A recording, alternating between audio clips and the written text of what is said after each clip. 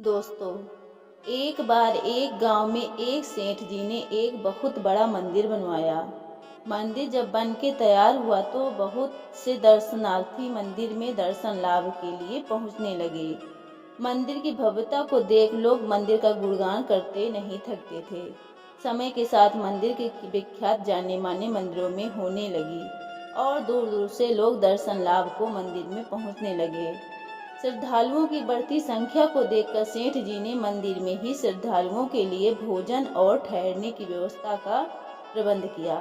लेकिन जल्द ही उन्हें एक ऐसे व्यक्ति की आवश्यकता हुई जो मंदिर में इन सभी व्यवस्थाओं का देख रेख करे और मंदिर की व्यवस्था बनाए रखे।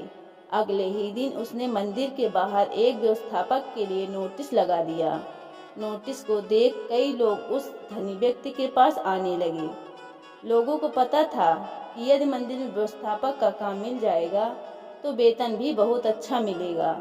लेकिन वह धनी व्यक्ति सभी से मिलने के बाद उन्हें लौटा देता और सभी से यही कहता कि मुझे इस कार्य के लिए एक योग्य व्यक्ति चाहिए जो मंदिर की सही देख रेख कर सके।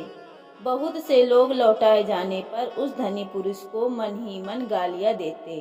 कुछ लोग उसे मूर्ख और पागल भी कह देते, लेकिन वह किसी की बात पर ध्यान नहीं देता और मंदिर के व्यवस्थापक के लिए एक योग्य व्यक्ति की खोज में लगे रहे। सेठ जी रोज सुबह अपने घर की छत पर बैठकर मंदिर में आने वाले दर्शनार्थियों को देखा करता। एक दिन एक बहुत ही गरीब व्यक्ति मंदिर में भगवान के दर्शन को आया। धनी व्यक्ति अपने घर की छत पर बैठा उसे देख रहे थे। उसने फटे हुए और मैले कपड़े पहने थे। देखने में बहुत पढ़ा लिखा भी नहीं लग रहा था। जब वह भगवान का दर्शन करके जाने लगा तो उस धनी व्यक्ति ने उसे अपने पास बुलवाया और कहा कि आप इस मंदिर की व्यवस्था संभालने का काम करेंगे। सेठ जी की बात सुनकर वह काफी आश्चर्य पड़ गया और हाथ जोड़ते हुए बोला, सेठ जी, मैं तो बहुत गरीब आदमी हूँ और पढ़ा लिखा भी नहीं हूँ। इतने बड़े मंदिर का प्रबंधक मैं कैसे संभाल सकता हूँ।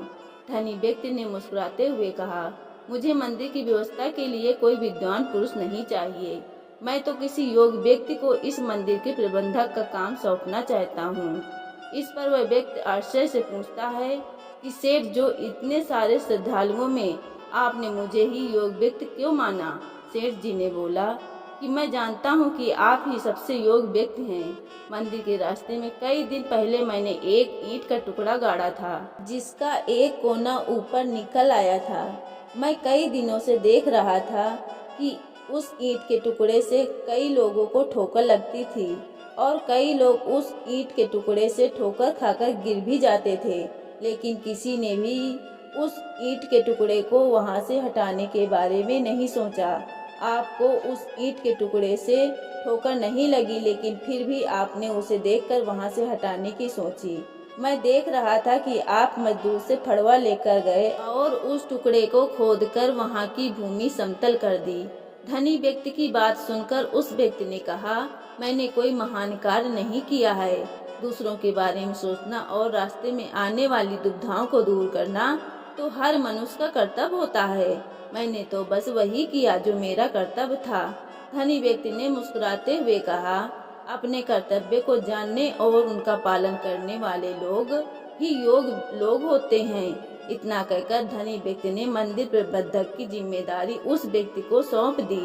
दोस्तों, हमें इस कहानी से यह हमें सीख मिलती है कि कोई हमें नहीं देख रहा हो तो भी हमें अपना कर्तव्य नहीं भूलना चाहिए।